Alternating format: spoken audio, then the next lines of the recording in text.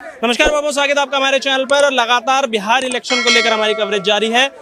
SIR पर भी बात की जा रही है, साथ ही साथ उस मुद्दे पर भी बात की जा रही है जिसको लेकर राहुल गांधी इलेक्शन कमीशन को उनको कटघरे में खड़े करे हुए हैं।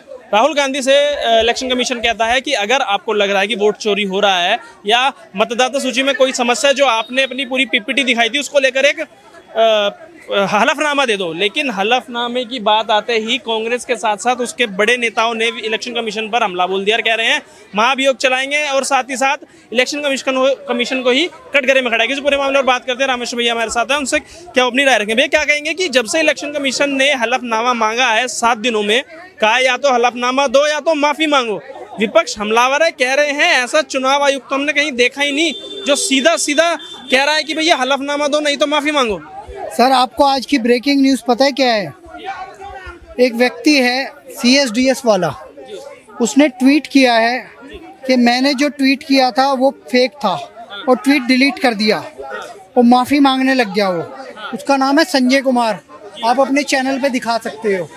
और इसने लिखा है I sincerely apologize for the tweets posted regarding Maharashtra elections error occurred while comparing data of 2024 Lok Sabha and 2024 Assembly election. The data is raw, was misread by our data team. अब देखो कितनी बड़ी खुलासा है।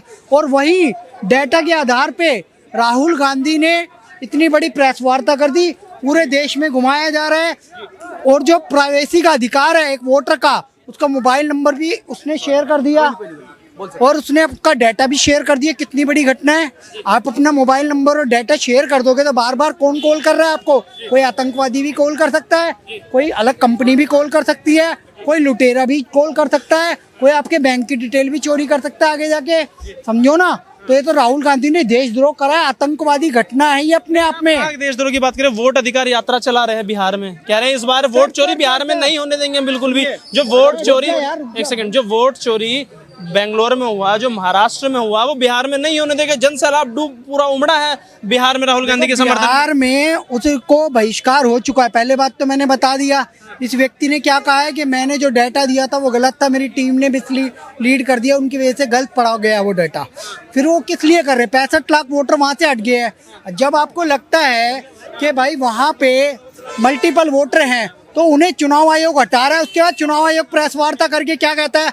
राहुल गांधी पे कानूनी कार्रवाई होगी, 1 हफ्ते के अंदर जवाब दे। क्या राहुल गांधी शपथ पत्र दे रहे हैं, एफिडेविट दे रहे हैं?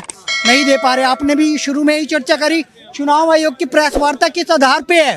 राहुल गांधी जी, आप सांसद हो, लीडर ऑफ ऑपोजिशन हो, आप इस देश की जनता को गुमराह नहीं कर सकते। अगर आपके अंदर दम है, अगर आपके अंदर ताकत है तो आप शपथ पत्र दीजिए, नहीं तो FIR करवाइए, नहीं तो सुप्रीम कोर्ट जाइए। लेकिन राहुल गांधी 65 साल राज कर चुके हैं, सत्ता मिल नहीं रही है तो तख्ता पलट करने की सोच रहे हैं। इमरान खान की तरह, शेख हसीना की तरह सोच रहे हैं भारत में भी हो जाएगा, लेकिन भारत में ये नहीं चल पाएगा। कह रहे हैं कि हमने इतने बड़े रिसर्च पेपर दे दिए, ऑथेंटिक पेपर है, 6 महीने हमारी टीम लगी है, उसके बाद भी तुमको हलफनामे की जरूरत क्या है? ये क्या मोदी का हाथ बिक गया पूरा इलेक्शन कमीशन कह रहे हैं। अरे सर, कौन सी है? टोटली फेक न्यूज है ना। आप हलफनामा क्यों नहीं दे रहे? आप अपना प्रमाण के तो लिखित में दे दो ना, ये एफिडेविट भाई मैं साइन करके देता हूँ कि ये गड़बड़ी हुई है। उसके बाद वो लीगल कार्रवाई करने के लिए बाध्य हो जाएंगे। लीगल कार्रवाई तो अभी भी होगी क्योंकि इन्होंने प्राइवेसी का अधिकार तोड़ दिया एक सांसद को। यह अधिकार किसी ने भी नहीं दिया। चुनाव आयोग के पास भी अधिकार नहीं है कि वो अपना डाटा लीक कर दे। चुनाव आयोग पे भी कार्रवाई होनी चाहिए, इस संजय कुमार पे भी कार्रवाई होनी चाहिए, इस व्यक्ति पे। जेके संजय कुमार जो प्रोफेशनल CSDS दिल्ली कोऑर्डिनेटर है, इस पे भी कार्रवाई होनी चाहिए। इसने बहुत बड़ा गुमराह किया इस देश को। लेकिन जो उन्होंने रिसर्च पेपर दिए, कह रहे एक एड्रेस पे हजारों लोग रहते हैं, मकान नंबर 0 है, उसको लेके कांग्रेस हमलावर है, कह रहे हैं कैसी बेतुकी बातें कर रहे हैं। क्या आप चीफ इलेक्शन कमिश्नर ही हैं या फिर आप बीजेपी के हाथ की कठपुतली हैं? आप लोकसभा चुनाव लड़ चुके हो, आप सांसद बन चुके हो रायबरेली से। अगर रायबरेली में भी 0-0 नंबर के घर हैं तो आप अपनी संसदीय सदस्यता छोड़ दो कि भैया मुझे भी इन लोगों ने वोट दिया है। पहले जितने भी लीडर और ओपोजिशन के पीछे लोग खड़े हैं वो इस्तीफा दे। लोकसभा में जितने भी लोग हैं वो इस्तीफा दें और कहे कि भैया हमें गलत वोट दिया गया है, हम वोट चोरी का विरोध करते हैं। हमें भी वोट चोरी से वोट मिले हैं। सरकारें बर्खास्त करो, तेलंगाना में कांग्रेस की सरकार है, बर्खास्त करो, कर्नाटक से बर्खास्त करो, हिमाचल प्रदेश से बर्खास्त करो, यहाँ तक कि तमिलनाडु से, केरला से, यहाँ तक कि बंगाल से, जहाँ भी कांग्रेस और इनसे संबंधित सरकारें हैं उनको बर्खास्त करवा के दिखाओ। ये बताइए इतने बड़े बड़े आरोप लगा क्यों रहे हैं फिर उन्हें, उसके पीछे इनकी मंशा क्या नजर आ रही है? लोकतंत्र बचा रहे हैं, कह रहे हैं लोकतंत्र बचाएंगे हम। जो मोदी जी लोकतंत्र खत्म करने के पीछे अड़ गए हैं, पीछे लग गए हैं, सारी एजेंसीज को अपने हाथ में रखते हैं, तो लोकतंत्र को बचाने किसी को तो उतरना पड़ेगा ना सड़कों पे। शुभम त्यागी जी, आप एक प्रामाणिक पत्रकार हो, पत्रकार अड्डा आपका बाबा पत्रकार मैं देखता रहता हूँ। आपको बता दूं इस देश में करना क्या चाहते हैं। बांग्लादेश में पूर्व चुनाव आयुक्त की जूतों से पिटाई, और आगे ये क्या लिखते हैं, chief election commissioner Gyanesh Kumar को पड़ोसी मुल्क से सबक लेना चाहिए, जनता को हल्के में नहीं लेना चाहिए। ये सुमित चौहान नाम का व्यक्ति है, जय भीम के नारे लगाता है, राहुल गांधी का समर्थक है।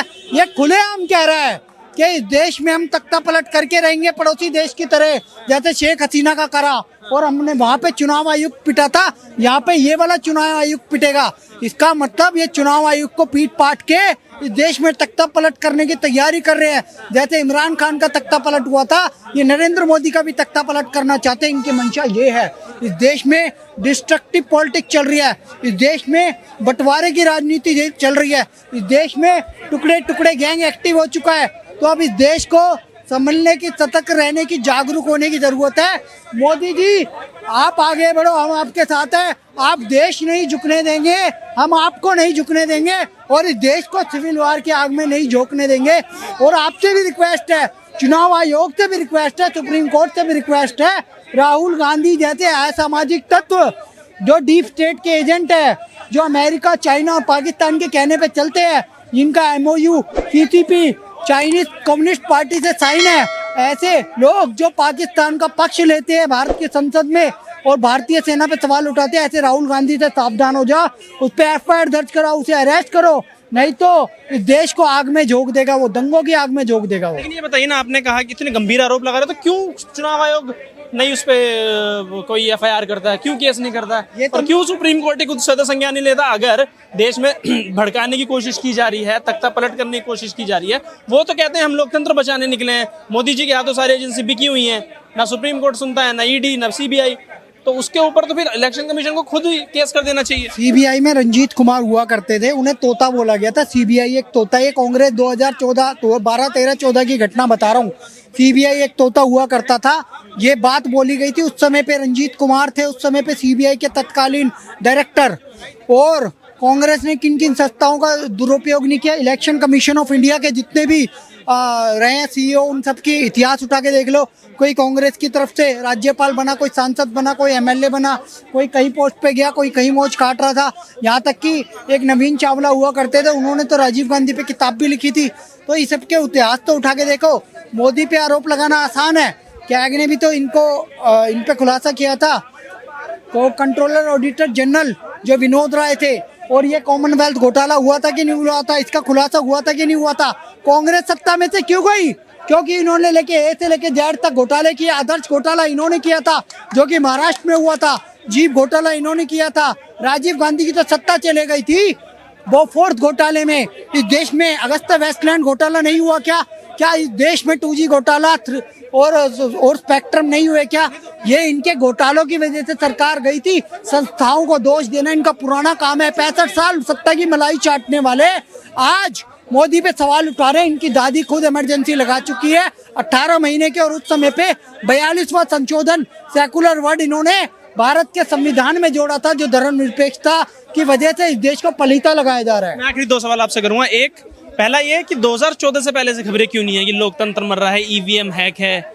दूसरा कि अगर राहुल गांधी से हलफनामा क्यों मांगा जा रहा है, क्यों ये चुनाव आयोग की पूरा फोकस इसी बात पे है कि वो हलफनामा दे, क्यों उसके ऊपर कार्रवाई नहीं करते हैं? क्यों आप डेटा तो खैर उन्होंने दे दिया है कि 65 लाख जो लोगों का वोट काटा गया है वो डेटा पूरा आ गया, लेकिन इर्द गिर्द पूरे राहुल गांधी के हलफनामे पे क्यों घूम रहा है चुनाव आयोग? पत्रकार महोदय, 30-40 लाख 50 लाख चलो वोटर फेक हैं। अभी इन्होंने महाराष्ट्र पर आरोप लगाया, वहाँ 91 लाख वोट से जीती है बीजेपी। 40 लाख वोटर फेक थे, 51 लाख तो सही थे। ये एक फैक्ट हो गया। दूसरा फैक्ट सुन लो, आप मोदी जी पे आरोप लगा रहे हो, ठीक है, मोदी पे एफआईआर करवाओ ना। फिर मोदी जी को अरेस्ट करवाना चाहते हो, ठीक है, अरेस्ट करवाओ। भाजपा की सरकार गिराना चाहिए, ठीक है, गिराओ, पर गिराओगे कैसे? तथ्यात्मक कोई एक तरीका भी तो होता है। दे कहाँ से? उनके पास तो एजेंसीज ही नहीं है। एजेंसी भाग जाओ, एजेंसी अच्छा किस एजेंसी से करवाओगे? इलेक्शन कमीशन के अलावा सुप्रीम कोर्ट की एसआईटी तो गठित होगी कि भैया 2024 का इलेक्शन फेक हुआ है, वहाँ वोट चोरी हुई है। तुम सुप्रीम कोर्ट के पास पीआईएल दर्ज क्यों नहीं करवाते? सुप्रीम कोर्ट के पास तथ्य लेके जाओ, कपिल सिब्बल, अभिषेक मनु सिंघवी को बिठाओ, जो तुम्हारे पाले हुए वकील है, सुप्रीम कोर्ट में तुम्हारी हियरिंग करते हैं। जाओ सुप्रीम कोर्ट से कहो एसआईटी गठित करे। उन्होंने पेगासस पे जब इन्होंने कहा कि ज्यूस का, इजराइल का एक सॉफ्टवेयर है पेगासस, वो हमारे मोबाइल हैक कर रहा है। अभिषेक बनर्जी, महुआ मोइत्रा, प्रियंका चतुर्वेदी, राहुल गांधी, इन सब ने मुद्दा उठाता था। दावायर, आरफा खानम शेरवानी ने प्रोपेगेंडा चलाया था। और जब सुप्रीम कोर्ट की एसआईटी गठित हो गई तो इनमें से किसी ने भी अपना मोबाइल नहीं दिया था। अब वो कहते तो जाओ ना सुप्रीम कोर्ट में एसआईटी गठित करवा लो वोट चोरी के लिए, पता लग जाएगा वोट चोरी हुई है कि नहीं है। सुप्रीम कोर्ट का काम है संज्ञान लेना, या तो स्वतः संज्ञान ले, या ये लोग वहां जाके एसआईटी गठित करने के लिए पीआईएल डाले या रिक्वेस्ट करे। लीडर ऑपोजिशन का यही काम होता है। इंडिया अलायंस एकत्रित हो, महाअभियोग लाने से अच्छा है तुम जाके एफआईआर दर्ज कराओ या कोई एक बीच का सॉल्यूशन निकालो। अगर वोट चोरी हुई है तो सच में मोदी सरकार को हटना चाहिए, और अगर नहीं चोरी हुई है तो राहुल गांधी को जेल में डाला जाना चाहिए देश को गुमराह करने के लिए। आखिरी सवाल, क्या ये बिहार चुनाव में हार की सुगबुगाहट पहले ही कांग्रेस को या इंडिया अलायंस को लग रही है, इसी वजह से ये बेफजूल के मुद्दे उठाए जा रहे हैं? क्योंकि हरियाणा हारे, महाराष्ट्र हारे, दिल्ली हारे, नंबर अब बिहार का। सर दिल्ली में भी वोटर कटे, महाराष्ट्र में भी वोटर करे, हरियाणा में वोटर कटे, वो कटेंगे ही। बांग्लादेशी रोहिंग्याओं को निकालने की मुहिम चल रही है, एनआरसी लाने की तैयारी थी, लेकिन इंटरनल तो हम निकाल ही सकते हैं ना। वोटर की तो छिटनाई हो सकती है, कितने लोग डेथ कर जाते हैं, उनके भी वोटर बने हुए थे। तो अभी इनके अंदर खींच है बिहार हार की। बिहार से 65 लाख वोट हट गया, उसमें 20 लाख तो डेथ बताई जा रही है, मर चुके हैं, मृत है, उनके वोटर आईडी कार्ड है, और वो इन्होंने ऑनलाइन कर दिए। चुनाव आयोग ने कहा है, चुनाव आयोग ने कहा है कि हमने उन्हें ऑनलाइन कर दिया है, तो दिखा दो ना, देख लो ना। और मल्टीपल वोटर्स थे, उन्हें एक्सपोज कर दिया गया है। कोई दिल्ली की नागरिकता ले चुका है, कोई महाराष्ट्र की ले चुका है, कोई बेंगलोर की ले चुका है, कर्नाटक की ले चुका है, कोई पंजाब की ले चुका है। तो मल्टीपल वोटर थे, वो हटा दिए गए हैं। और इन्होंने तो वहाँ पे वोटर यात्रा करते हुए, न्याय यात्रा जो कर रहे हैं, एक भारत के पुलिस वाले पे, बिहार के, गाड़ी चढ़ा दी। संवेदना नहीं है, माफ़ी नहीं मांग रहे। ये लोग अपनी खींच निकाल रहे हैं। और चारा घोटाले वाले जमानत पे बाहर लालू यादव, जो अम्बेडकर जी की फोटो तक नहीं पकड़ते, वो जूते पहन के हवन कर रहे हैं। वो कह रहे हैं मोदी सरकार चोर है, जो खुद चारा घोटाला करके जमानत पे घूम रहे हैं। तो ऐसे लोगों पे हमें भरोसा नहीं है। हमें भरोसा है मोदी जी पे, योगी जी पे, जो ब्रह्मचारी हैं, जो देश को समर्पित हैं, जिन्होंने ऑपरेशन सिंदूर किया, जिन्होंने राम मंदिर बनाया, जो एक भारत श्रेष्ठ भारत की बात करते हैं, चौथे नंबर पे इकॉनमी लिया है, और इस राष्ट्र को दुनिया के नंबर 1 शक्तिशाली देश बनाने के लिए कार्य कर रहे हैं। और एक बात, डोनाल्ड ट्रंप का घमंड तोड़ने के लिए डॉलर गिराने की तैयारी है पूरी दुनिया में। मोदी ने संदेश दे दिया है, अब हम आपसे डील डॉलर में नहीं रुपयों में करेंगे। भारत का रुपया अब टॉप पे जाने वाला है। जय हिंद, जय श्री राम।